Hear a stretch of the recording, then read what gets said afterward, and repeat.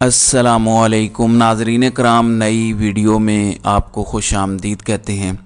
पाकिस्तान की सियासत में इंतहाई दिलचस्प तब्दीलियां आ रही हैं। आने वाले दिनों में कुछ अनहोनियां होंगी। माजी के हरीफ हलीफ बनेंगे और जो हलीफ थे वो हरीफ बनेंगे। नए इत्तेहाद, नई अंडरस्टैंडिंग, नए MOU साइन होंगे और उसकी वजह मेन ड्राइंग रूम में बैठकर एक साहिब को इक़्तिदार के ऐवानों तक पहुँचाने की कोशिश है। अब इस कोशिश के ख़िलाफ़ सख्त तरीन मुज़ाहमत शुरू हो चुकी है। उसकी वजह यह है कि अब इलेक्शन का खेल शुरू होने वाला है और इलेक्शन का जैसे ही शेड्यूल करीब आएगा, ये मुलाकातें और ये प्रेस कॉन्फ्रेंसें और ये नए इत्तेहाद, नए एलाइज सामने आ जाएंगे। एक एक करके आपके साथ डिस्कस करते हैं।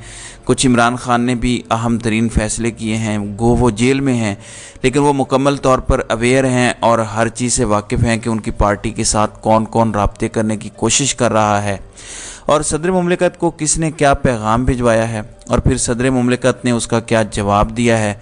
और president of Pakistan doctor Arif Alvi Pakistan Tehreek Insaf के साथ भी मुकम्मल तौर पर राब्ते में हैं और इमरान खान से गाहे बगाहे किसी न किसी तरह से इंफॉर्मेशन शेयर करते रहते हैं। तो ये सिचुएशन है।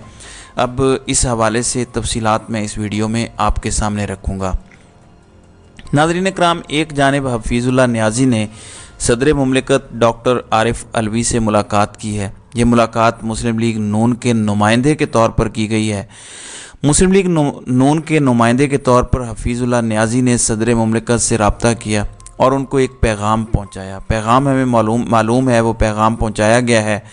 वो पैगाम काफ़ी ख़तरनाक था। आप उसे एक ट्रैप कह सकते हैं। ट्रैप करने की बात की है कि देखते हैं कि आरिफ अलवी कितना डगमगाते हैं, उनका ईमान कितना कमज़ोर है।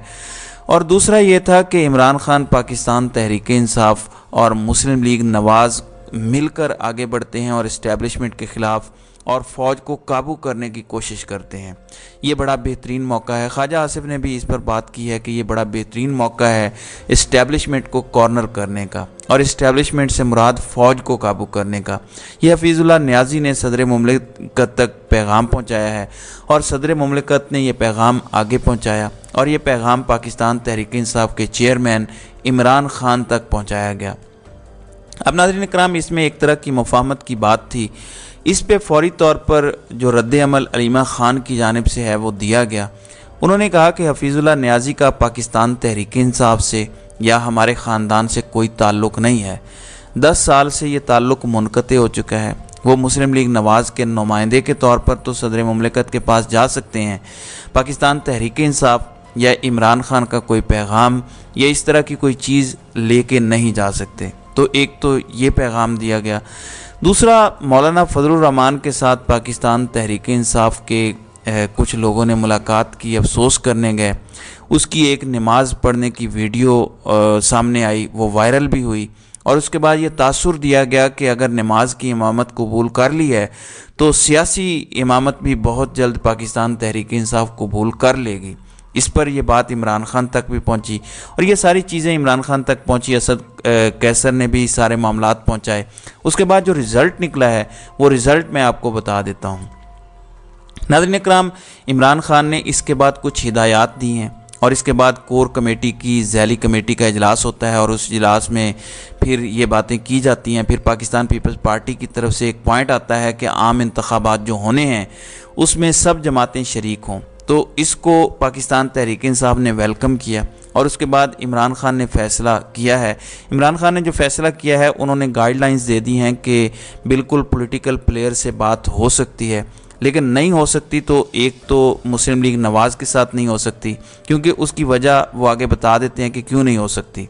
उसके बाद उन्होंने कहा कि अगर मौलाना फजलुर रहमान भी उस मुआहदे का हिस्सा हैं जो मुस्लिम लीग नवाज़ ने खुफिया मुआहदा किया हुआ है, तो फिर मौलाना साहब से भी बात नहीं हो सकती। तीसरा, इस्तेकाम पाकिस्तान पार्टी से नहीं हो सकती, परवेज़ खटक से नहीं हो सकती। इसके अलावा जो दीगर पॉलिटिकल प्लेयर्स हैं उनके साथ ज़रूर बात की जाए। अब इमरान खान के इस मैसेज के बाद फिर ज़ैली कमेटी का इजलास होता है और उस इजलास में ये तय किया जाता है कि मुख्तलिफ़ सियासी जमातें خصوصاً پیپلز پارٹی کے قائدین کے انتخابات کے انعقاد کے بارے میں لیول پلینگ فیلڈ اور پاکستان تحریک انصاف کی انتخابی عمل میں شمولیت کے حوالے سے بیانات کا خصوصی جائزہ لیا گیا اور پیپلز پارٹی کے ایک ذمہ دار شخص کی جانب سے تحریک انصاف کی شمولیت کے بغیر انتخابات کو تسلیم نہ کرنے کا بیان درست سوچ کی عکاسی ہے۔ یہ سیاسی کمیٹی کا فیصلہ ہے اور سیاسی کمیٹی جو مذاکرات کرتی ہے وہ بھی اس میں شامل ہیں۔ ملکی سیاسی جماعتوں کی جانب سے آزادانہ، منصفانہ، غیر جانبدارانہ، شفاف انتخابات کے لیے تمام سیاسی جماعتوں کے لیے یکساں مواقع کی فراہمی کی ضرورت پر زور مثبت رجحان ہے، اور پاکستان تحریک انصاف ملک کی سب سے بڑی جماعت ہے اور وفاق کی تمام اکائیوں سے یکساں مقبول سیاسی جماعت ہے۔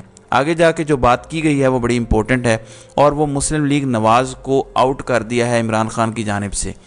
انہوں نے کہا کہ لندن معاہدے کے تحت کسی بھی غیر آئینی اور غیر جمہوری منصوبے کے ذریعے پاکستان تحریک انصاف سمیت کسی بھی سیاسی جماعت کو مصنوعی اور غیر فطری انداز میں انتخابی عمل سے باہر کرنے کی کوششیں جمہوریت پر نہایت منفی اثرات مرتب کریں گی۔ پاکستان تحریک انصاف کی بلے کے انتخابی نشان کے ساتھ انتخابات میں بلا روک ٹوک شرکت انتخابات کی ساکھ اور شفافیت کے لیے ناگزیر ہے، یہ سیاسی کمیٹی تحریک انصاف کی کہہ رہی ہے۔ اور پاکستان تحریک انصاف انتخابات آزادانہ، منصفانہ، غیر جانبدارانہ، شفاف اور بلا تاخیر انتخابات کے بارے میں ادا کیے گئے ہر مثبت کردار کا خیر مقدم کرے گی۔ سیاسی کمیٹی کے اجلاس میں آئندہ ہفتے سے دیگر سیاسی جماعتوں سے شروع کیے جانے والے روابط کے شیڈول پر بھی تبادلہ خیال کیا گیا اور اسے حتمی شکل دی گئی۔ تو یہ ایک پاکستان تحریک انصاف کا ٹرننگ پوائنٹ آیا ہے اور انہوں نے یہ فیصلہ کر لیا ہے۔ اس کے بعد اب چیزوں کو آگے بڑھایا جائے گا۔ یہ جو معاملات ہیں، اس کے بعد فضل الرحمان کے بارے میں اسد قیصر نے یہ بھی کہا کہ جے یو آئی کا پی ٹی آئی رہنماؤں کی تصویریں اور ویڈیوز جاری کرنا انتہائی نامناسب ہے۔ اسد قیصر مولانا فضل الرحمان کی خوش دامن کے انتقال پر اظہار افسوس کرنے گئے اور باجوڑ کا بھی واقعہ تھا۔ تو فضل الرحمان ہمارے سیاسی حریف ہیں، ان کے ساتھ الیکشن میں بھرپور مقابلہ کریں گے۔ پھر انہوں نے کہا کہ نواز شریف ڈیل کے بغیر کوئی کام نہیں کرتا۔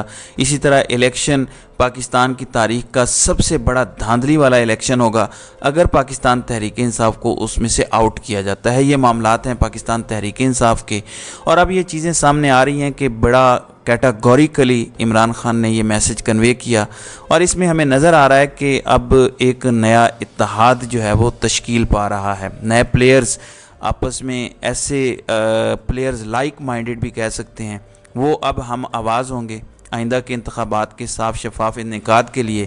اس کی وجہ یہ ہے کہ اب یہ چیزیں سامنے آ چکی ہیں کہ پوری کی پوری ریاستی مشینری، حکومتی مشینری نواز شریف کو اقتدار میں لانے کے لیے اور ان کو وزیر اعظم منتخب کروانے کے لیے، ان کی سیاسی جماعت کو جتوانے کے لیے بھرپور طریقے سے اس کی پشت پناہی کر رہے ہیں، اور جو پشت پناہی کر رہے ہیں ان کو سخت میسج اب دیا جانا مقصود ہے، کیونکہ یہ ہو نہیں سکتا کہ آپ ایک بڑی سیاسی جماعت کو، اور اس کے بعد یہ ذہن میں رکھیے گا کہ پہلے پاکستان تحریک انصاف کو قابو کرنا جو ہے وہ اصل مقصد ہے، یہ جن بوتل میں چلا گیا تو اس کے بعد پاکستان پیپلز پارٹی کے ساتھ بھی یہی سلوک کیا جائے گا، کیونکہ نواز شریف اس وقت یہ چاہتے ہیں کہ انہیں فل پاور کے ساتھ لایا جائے اور مکمل طور پر انہیں سپورٹ کیا جائے۔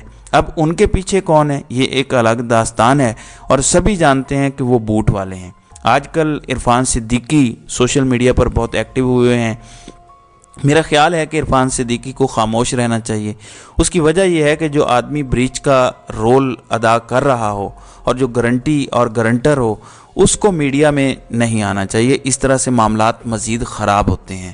تو ناظرین کرام، آپ کی اس ویڈیو کے حوالے سے کیا رائے ہے؟